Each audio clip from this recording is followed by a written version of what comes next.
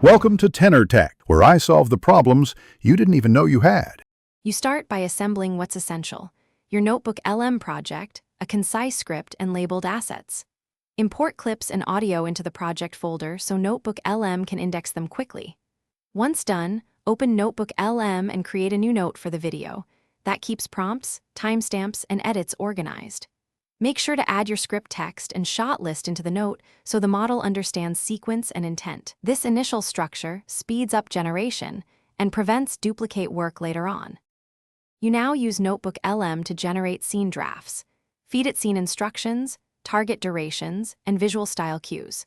Explain why each shot exists and provide example timestamps. This ensures coherent pacing. Once Notebooklm proposes text and edit points, import suggested cuts into your editor or apply Notebooklm's export if available. Make incremental changes and rerun prompts to refine transitions and audio levels. If a scene feels off, describe the problem. You finish by reviewing the assembled timeline in Notebooklm or your editor and exporting a low-resolution preview to catch sync and pacing issues. Once satisfied, render the final file and add captions and metadata for accessibility and search. If export fails or clips mismatch, try a key troubleshooting step. Reindex assets or clear Notebooklm's cache and re-import the problematic files. Make sure to simplify prompts if generation stalls. These steps resolve most hiccups and get your finished video ready for sharing.